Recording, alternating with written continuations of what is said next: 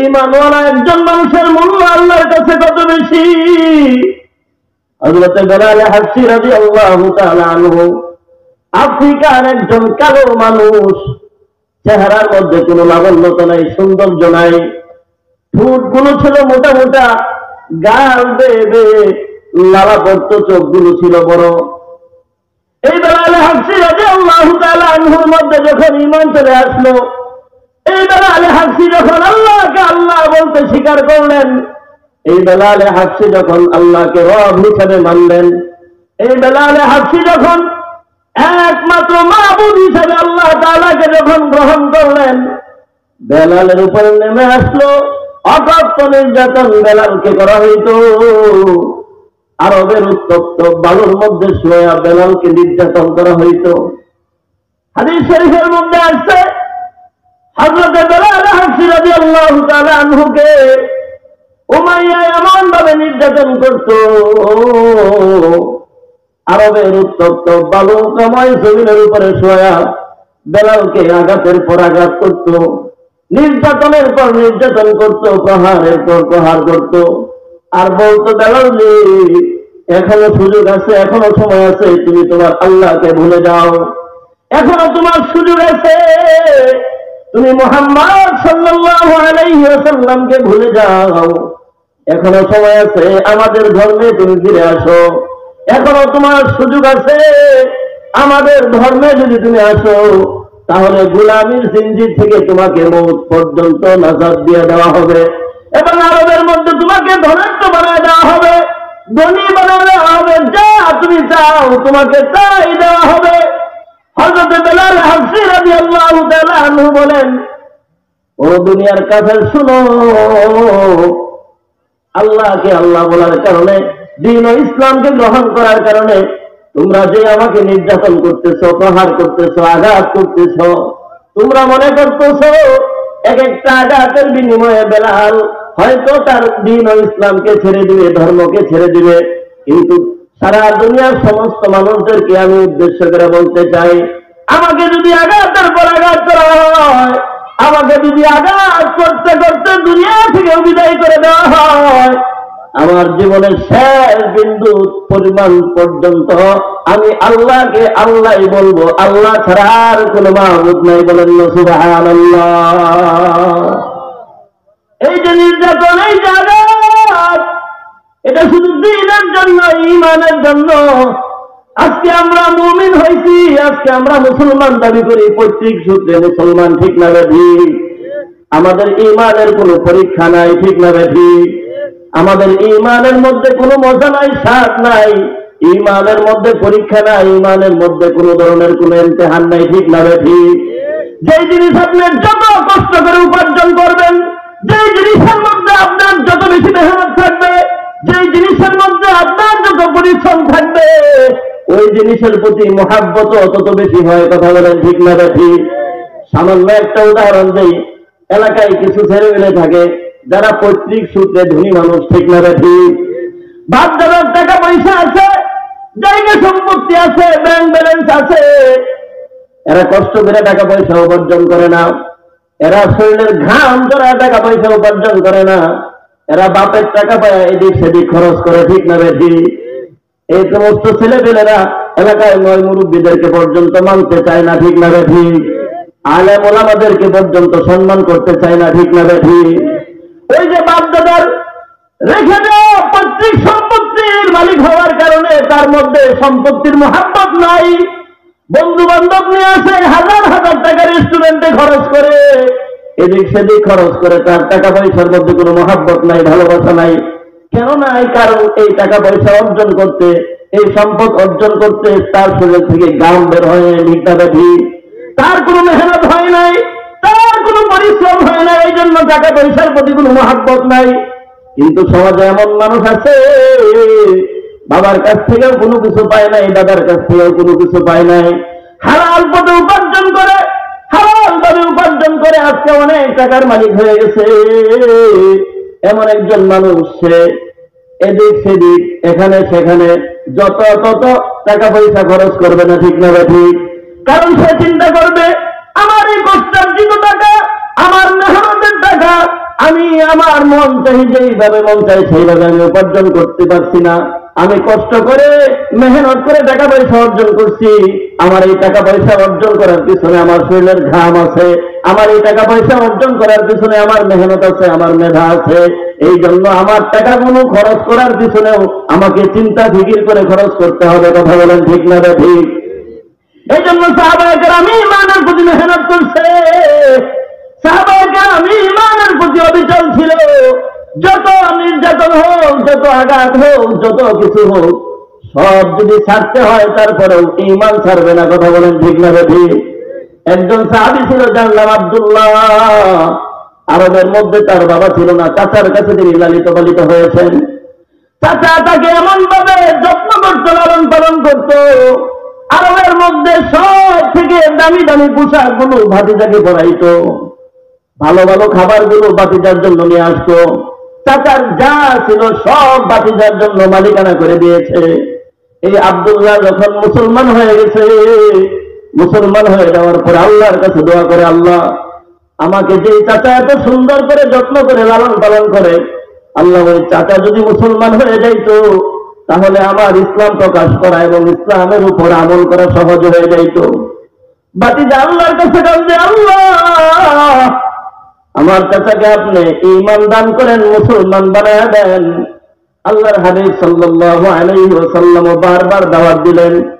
দেওয়ার পরে যখন কোনো সুফল আসলো না, ভাতিজা মনে মনে ভাবলেন, এখনো যেহেতু চাচা ঈমান আনতেছে না, আমার দিলে বিশ্বাস ছিল চাচা ভাতিজা মিলে একসাথে মুহাম্মদ সাল্লাল্লাহু আলাইহি ওয়াসাল্লামের কাছে যাব। কিন্তু দুঃখের বিষয় চাচা ঈমান গ্রহণ করে না, চাচা আল্লাহকে মানে না, চাচা মুহাম্মদ সাল্লাল্লাহু আলাইহি ওয়াসাল্লামকে মানে না। আমি আমার ঈমানটাকে আর গোপন রাখবো না, চাচার সামনে প্রকাশ করে দিব। বলেন সুবহানাল্লাহ। হযরত আব্দুল্লাহ বলেন, চাচা দীর্ঘদিন যাবৎ মনের তামান্না ছিল, বাসনা ছিল আপনি আল্লাহর দ্বীন গ্রহণ করবেন, ইসলাম গ্রহণ করবেন। কিন্তু আপনি যেহেতু গ্রহণ করেন না, ইসলাম আপনি যেহেতু মানেন না, তবে আমি যে ইসলাম গ্রহণ করেছি, মুসলমান হয়েছি, এ কথা বলার জন্য আপনার কাছে আসছি। চাচা রাগান্বিত হয়ে গেলেন, বলেন, ভাতিজা রে, সারাটা জীবন তোমার পিছনে আমি ব্যয় করলাম, সব থেকে দামি দামি জায়গাগুলো তোমার নামে আমি দিয়ে দিছি, আরবের সব থেকে দামি পোশাক গুলো ভাতিজা হিসেবে নয়, আমার সন্তানের মতো করে তোমাকে পড়াইছি। আজকে তুমি আমার ধর্ম ছেড়ে, আমাকে ছেড়ে তুমি মুহাম্মাদের ধর্ম গ্রহণ করেছো, ইসলাম গ্রহণ করেছো। একথা শুনে রাখো, যদি তুমি ইসলামের উপর অটল থাকো, ইসলামের উপর যদি তুমি কায়েম থাকো, তাহলে আমার এই সমস্ত সহায় সম্পত্তি থেকে তোমাকে ত্যায্য করব। আব্দুল্লাহ চিৎকার দিয়ে বলে, চাচা সারা দুনিয়ার সমস্ত সম্পদ যদি আমার হাত ছাড়া হয়ে যায়, আপনি যদি আমাকে সমস্ত সম্পত্তি থেকে বঞ্চিত করেন, চাচা দিলের মধ্যে কোনো কষ্ট নাই, মনের মধ্যে কোনো ব্যথা নাই, তারপরেও আমি আল্লাহর ঈমান থেকে এক চুল পরিমাণ সরব না। বলেন না সুবহানাল্লাহ। চাচা বলে, ভাতিজা রে, খুব খেয়াল করে মনোযোগের সাথে শুনো, এটা দুনিয়ার সাধারণ কোনো বিষয় নয়। অর্থ সম্পদ মানুষকে এমন ভাবে গ্রাস করে, দুনিয়ার সম্পদ মানুষকে এমন ভাবে গ্রাস করে, দুনিয়ার সম্পত্তি মানুষকে এমন ভাবে খোদা তাআলা থেকে বিরত রাখে, আপনি ইচ্ছা করলেই দুনিয়ার মহাব্বতটাকে আপনি ফেলে দিতে পারবেন না, দুনিয়ার ভালোবাসা থেকে আপনি দূরে সরে যেতে পারবেন না। কারণ দুনিয়ার যে মহাব্বত প্রত্যেকটা মানুষের অন্তরের মধ্যে আছে। কথা বলেন ঠিক না ঠিক? দুনিয়ার মহাব্বত, দুনিয়ার টাকা পয়সা, দুনিয়ার ধন সম্পদ সমস্ত মানুষের মধ্যে আল্লাহ রাব্বুল আলামিন বিশেষভাবে এটার প্রতি একটা মহাব্বত, ভালোবাসা দিয়ে দিয়েছে। এটা কিন্তু সাধারণ কোনো বিষয় নয়। ওই ভাতিজা আব্দুল্লাহ বলে, চাচা ইসলামের জন্য, আল্লাহর জন্য, আল্লাহর নবীর জন্য যদি সমস্ত সম্পত্তি থেকে আমাকে বঞ্চিত করেন, খোদার কসম করে বলি এক বিন্দু পরিমাণ আমার দিলের মধ্যে কষ্ট নাই। হযরত আব্দুল্লাহ তার চাচা থেকে যখন বিদায় নিয়ে আসবে, চাচা ডাক দিছে, আব্দুল্লাহ শুনে যাও, এটা পর্যন্ত তোমার পিছে আমি অনেক সম্পদ ব্যয় করেছি, তোমার কলিজার মধ্যে আমি কোনো কষ্ট দেই নাই, তোমাকে কোনোদিন কোনো কটু কথা বলি নাই, তোমাকে কোনোদিন আঘাত দেই নাই, কিন্তু আজকে যেহেতু তুমি আমাকে ছেড়ে, আমার ধর্ম ছেড়ে মুহাম্মাদের কাছে চলে যাইতেছ, তবে তোমার গায়ে যে জামা আছে এটাও কিন্তু আমার টাকা দিয়া কিনা, তোমার পরনে যে কাপড় আছে এটাও তো আমার সম্পত্তি দিয়া কিনা।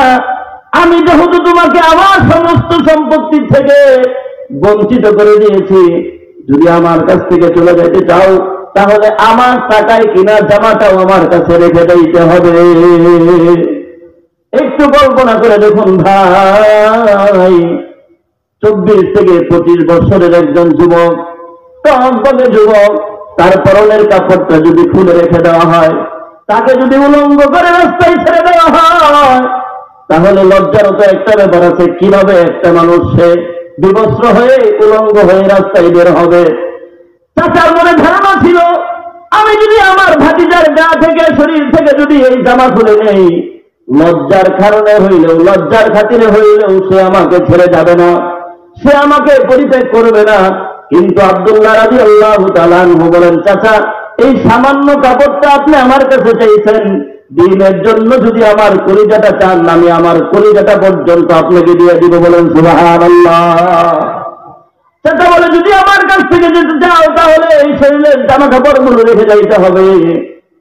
আব্দুল্লাহ বিন্দু পরিমাণ দেরি করে নাই, সাথে সাথে গায়ের জামাটা, পরনের লুঙ্গিটা গুলো চাচার কাছে দিয়ে দিছে। একজন যুবক মানুষ, ঈমানটা তিনি কত মজবুতের সাথে দিলের মধ্যে ধারণ করছেন, কত মজবুত ঈমানের অধিকারী, কত প্রেম তার দিলের মধ্যে আল্লাহর প্রতি ছিল। একজন যুবক মানুষ, সে তার পরনের কাপড়টা চাচার কাছে দিয়ে দিছে, লজ্জাস্থানটা হাত দিয়ে চাপ দিয়ে ধরে মায়ের কাছে চলে গেছে। মায়ের কাছে যাওয়ার পরে মা তাকে দেখে অবাক হয়ে গেছে, যে ছেলেটার গায়ে আরবের সব থেকে দামি দামি জামা কাপড় গুলো থাকতো, যে সব থেকে ভালো ভালো খাবার গুলো খাইতো, আজকে এমন কি ঘটনা ঘটলো যার পরনের কাপড় পর্যন্ত নাই।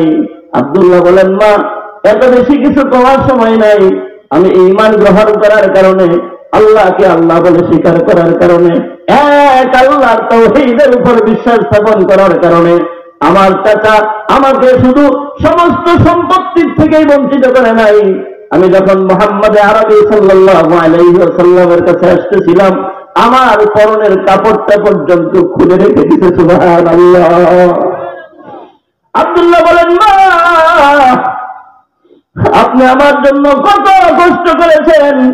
শীতের রজনীতে আপনার ডানে আমি প্রস্রাব করে দিয়েছি, বামে প্রস্রাব করে দিয়েছি, আমার গায়ে কষ্ট লাগবে, সন্তান হিসাবে আপনি বরদাস্ত করতে পারেন নাই, আপনার বুকের উপর শোয়া সারাটা রাত কাটায় দিচ্ছেন। আজকে মা আপনার কাছে আমি বেশি কিছু চাই না, আমাকে এমন একটা কাপড় দেন আমি যেন আমার লজ্জাস্থানটাকে রাখতে পারি। হযরত আব্দুল্লাহ রাদিয়াল্লাহু তাআলা আনহুর মা একটা চাদরের টুকরা দিল, দুইটা ভাগ করে। হযরত আব্দুল্লাহ রাদিয়াল্লাহু তাআলা আনহু তিনি মুহাম্মদুর রাসূলুল্লাহ সাল্লাল্লাহু আলাইহি ওয়াসাল্লামের কাছে চলে গেছেন। যাওয়ার পরে দেখতেছেন আব্দুল্লাহ একটা জায়গাতে বসে আছে, আসহাবে সুফার কিনারায় বসে আছে। আল্লাহর হাবিব সাল্লাল্লাহু আলাইহি ওয়াসাল্লাম তাকে দেখে বুকের মধ্যে জড়ায় নিলেন। আর এই আব্দুল্লাহ রাদিয়াল্লাহু তাআলা আনহুর জন্য আল্লাহর হাবিব স্বয়ং দোয়া করেছেন। বলেন সুবহানাল্লাহ। এই আব্দুল্লাহ রাদিয়াল্লাহু তাআলা আনহু যখন যুদ্ধের ময়দানে শাহাদাতের পেয়ালা যখন পান করছে, আল্লাহর হাবিব স্বয়ং নিজের হাত মোবারক দিয়া আব্দুল্লাহর লাশটাকে কাফন দাফন করাইছে। বলেন না সুবহানাল্লাহ। সমস্ত বড় সাহাবায়ে কেরাম আফসোস করে বলতে হয় রে, এটা যদি আজকে আব্দুল্লাহর লাশ না হয় আমার লাশ হইতো, আমার জীবনটা ধন্য হয়ে যাইত। কারণ কোন লাশ আল্লাহর হাবিব নিচে এত যত্ন করে মাটিতে রাখে নাই এবং আল্লাহর কাছে বলে নাই, আল্লাহ আব্দুল্লাহর প্রতি আমি রাজি হয়ে গেছি, আব্দুল্লাহর প্রতি আমি খুশি হয়ে গেছি। আল্লাহ স্বয়ং আপনিও আব্দুল্লাহর প্রতি রাজি হয়ে যান। বলেন সুবহানাল্লাহ।